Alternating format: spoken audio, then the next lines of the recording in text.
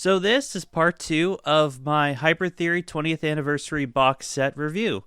And today we're going to be looking at B-Side Rarities, which is honestly the number one reason to pick up this bundle, is because this is the only way that I've seen online they can get it without going to eBay and spending a shit ton of money. Hello, my name is Brandon Vinall. I am a gamer, music lover, and aspiring voice actor. Now, this is B-Side Rarities, and what B-Side Rarities is pretty much a bunch of bonus content revolving around Hybrid Theory at the time. And I gotta say, it was very disappointing. We got some bonus tracks on here, we got some live performances, and we got some remixes, which is weird because the last part of this review is going to be on the album Reanimation, which are a bunch of remixes of songs from Hybrid Theory. But yeah, today we'll be talking about this. It's going to be kind of a short one because I'm only going to be diving into the lyrics of a couple songs, since some of them, like I said, are remixes or live performances. So when it comes to the live performances, the way I'm going to talk about them, I'm going to actually save my thoughts on them for the very end of this review. And I'm just going to tell you guys which ones are on each side. But obviously, before we dive into this, let's take a look at the packaging a little closer up, because it's kind of hard to see. The artwork's kind of bright and kind of blends in with the wall, so let's take a closer look. Alright, so here we are with the packaging for the B-Side Rarities. Of the trilogy of vinyl records we're reviewing for the 20th anniversary, this is by far the weakest looking one, because what it is essentially is the Hybrid Theory one, but it's kind of like if they grayscaled it, then made it a little bit blue, and then just put Linkin Park B-Side Rarities, right there. There's the 20 and the LP. So yeah, it's not much different from the normal Hybrid Theory album art. Nothing too special. You got the 20 LP right there as well. Turning to this side, we have the track list. Pretty bare bones, same stuff. The Soldier. All the words that I'm thinking are like the lyrics or voices in your head or something. And then on the inside, we got this, which is just another track listing right there. Yeah, nothing too special. This definitely, probably the weakest album art I've talked about on this channel so far, but it's only because it is just a bonus track thing. To be fair, it's just a bunch of bonus songs. It's not like an original album and stuff. But yeah, not much to say about the cover, the packaging, but thought you guys should see it close up, especially since it kind of blends in with my wall a bit. So yeah, that's how these reviews go. So that's kind of it. Alright, so side A starts up with a rock mix of One Step Closer, and I'm going to be honest, I listened to both of them back to back multiple times. It sounds almost identical. I think the rock mix might have added the guitars in a little bit more, but besides that, it sounds like the exact same song. So it's like, we're opening this up with a song that sounds pretty much just like it. Okay, whatever. One Step Closer is a good song, so yeah. I just think they bumped up the guitars a bit more for the rock mix. I mean, that's just my opinion. I mean, maybe I'm missing something, but it just sounds like the same song. Next we got It's Going Down, featuring Mike Shinoda and Mr. Han, second vocalist as well as the DJ. And this isn't even a Linkin Park song. It's a song by, who they called? The Executioners. And really there's not much to say really about this song, except Mike Shinoda and Mr. Han decided to just kind of show off their skills in a song. There's nothing really much to break down on the song either. It was just kind of an okay song. Then after some live performances, we get High Voltage, which was actually the first track.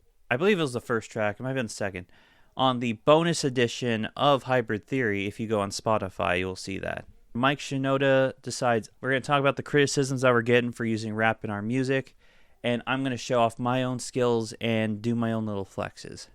Mike goes off on like full rapper mode, saying stuff like, invited the mic so I could start blessing it. If I were to rate Mike Shinoda as a rapper compared to like the ones I've heard, Eminem, Kendrick Lamar, Travis Scott, J. Cole, I don't see Mike being in the question of being the best rapper. I'm sorry. He does rap fairly well. I'm just saying, like, as like a lone MC, it's just, I don't know. I don't see him in the equation, in the question. If you're a big hip hop fan, big rap fan, what do you think of Mike Shinoda's rapping? Do you think that he could be in the question of best rapper alive? Let me know. So Mike doubles down on the fact that they're going to use raps, whether people like it or not, by saying this. Cast a spell of instrumentalness all on the MCs that hate us. So try it.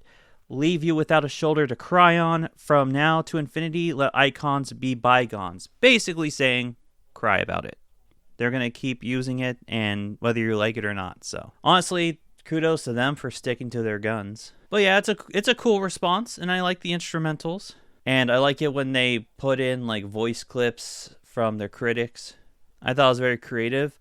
I will say, to play devil's advocate here, I do see why some people would feel kind of away about, a white man using rap as part of their musical prowess, especially given the time period when white rappers weren't really that common. I believe the only two I know of from that era when this album came out was like, Vanilla Ice and Eminem. And yeah, Eminem was controversial back in the day. Besides the stuff that he was saying, was the fact that he was white. You didn't have any mainstream white rappers out there. So using that in a different genre could be kind of jarring for some people. So that's just playing devil's advocate. Like I said in my Hybrid Theory video, one of the reasons I love Linkin Park is because of that mashup of rock and rap and the duality between the vocalists. So I personally don't have a problem with it. I just am playing devil's advocate and saying, hey, this is why people might have a problem with it. Good on them for doubling down. I'm sure that honestly got them more respect than anything. Now, to wrap up Side A, let's talk about what live performances are featured on Side A in case you're thinking of getting this. So, the live performances on Side A includes the tracks Paper Cut, In the End, and Points of Authority, all live from BBC Radio 1, and all are very solid performances. And, Linkin Park, when it comes to their live performances, I think they kind of kill it. Even with Emily Armstrong and the newer stuff, they even kill it then. Can't go wrong with live performances from Linkin Park. Alright, so Side B starts with a song called Step Up 1999 Demo. So this, I think, was going to be, with High Voltage as well as one of the other songs that we're going to be talking about after this one.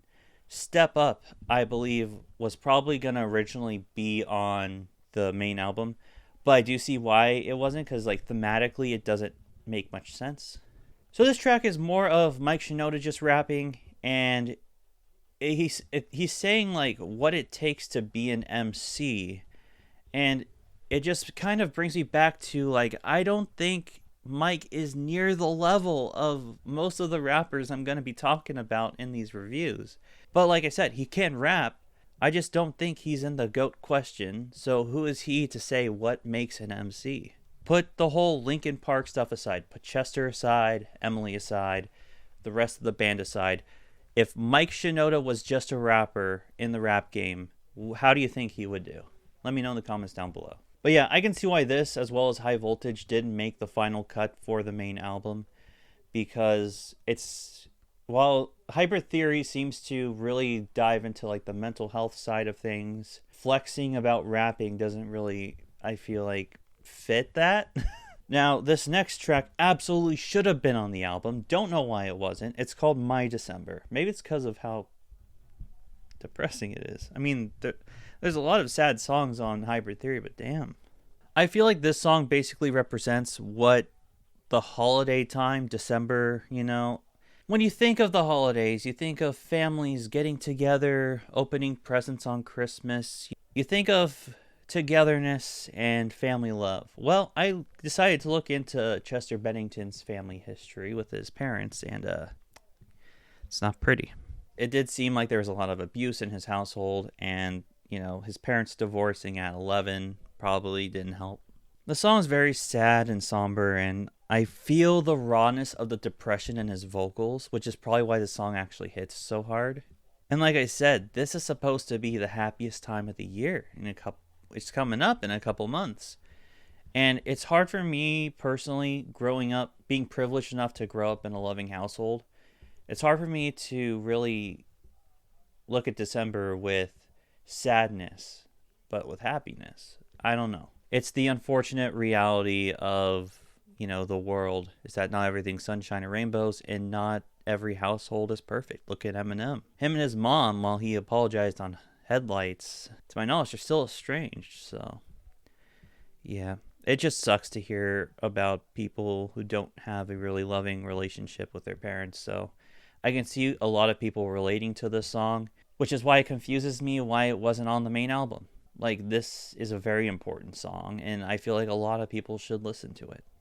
Then we get the live performances, and the album closes on something kind of, when I saw, I lifted an eyebrow, and it's a remix of By Myself. It's a Marilyn Manson remix, which was kind of shocking. And let me get this out of the way. I think Marilyn Manson is an awful human being, awful person. That being said, I did fuck with this quite a lot. Right off the bat, I also want to say the title, they made a typo. It's spelled buy as in like purchase. Yeah, I'm gonna let it slide. So basically, to picture this, take out the instrumentals of By Myself, add some horrorcore instrumentals like violin strings and like eerie background noises and stuff, and really heavy guitars.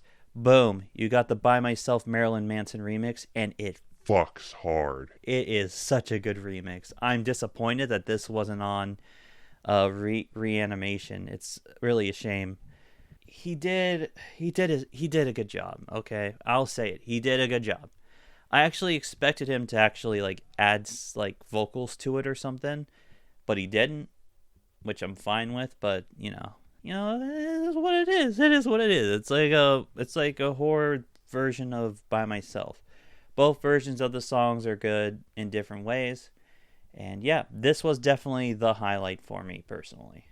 Now, the live performances on side B were A Place for My Head, Points of Authority, and Paper Cut at Docklands Arena in London. And I'll say this about this album and the live performances specifically, and I wanted to save it all for the end because I have the same point to say for all of those. And that is that if there's any reason to really get this, it's for the live performances. Because when talking about Chester, even though I'm like I guess you could say a new fan of Linkin Park because I've been going through their discography. I'm loving what I'm hearing. I'm following with the new stuff as well. And like I mentioned in my Hybrid Theory video and my video talking about Emily and Linkin Park and stuff, I grew up around the hits. Like, I really did grow up with their music but I didn't like follow them like that. But now as someone who does and would love to see them live, it makes me very sad that this is the closest way I'll ever be able to hear Linkin Park live with Chester is through this. It really is sad. So yeah, it sucks. It's sad, but it is what it is. And overall, with B-Side Rarities as a whole, unless you really want that Chester Bennington live performances, I honestly don't think it's worth it, which means that ultimately, I don't think getting the 20th anniversary edition collection is worth it unless you're a big Hybrid Theory, big long-time Linkin Park fan, big Chester Bennington fan. if you're not one of those, like, I mean, like, hardcore, die-hard fan of Hybrid Theory, you don't have the Hybrid Theory record, you don't have the Reanimation record, you want to get both of those, you might as well go out and get the 20th anniversary with the B-Sides Rarities. Other than that, this is just kind of a bonus thing. It's really nothing special. And yeah, that's unfortunately all I gotta say about it. Sorry that this one was kind of a downer, but not all my reviews are gonna be happy and just praising the shit out of everything. This was kind of just, they just found a bunch of shit and just threw it onto a record. Honestly, what I think they should have done is they should have done, I believe there's like on Spotify, I saw something called Hybrid Theory Live Around the World. They should have put that on vinyl and throw that in there. That would have been a great addition. What are your thoughts on the B-Side Rarities if you've heard them? Do you think it's worth getting the entire collection just to get this? Or what are your thoughts, really? I guess the main question of this video is, what do you think of Mike Shinoda as an MC? By the way, I want to make it clear, no hate to Mike Shinoda. I think he's dope. Like I said, he can rap. I just don't think he's in the hip-hop rap MC discussion, is all I'm saying. Anyways, let me know what you guys think in the comments below. Part 3 will be out hopefully very soon. This one took a while to get out, mainly because I've had some stuff happening in my real life behind the scenes. I haven't gotten the chance to make a video in a while, but now I did, so here we are. If you enjoyed this video, be sure to leave a like, subscribe, hit notification bell when you do, and yeah, so long and good night.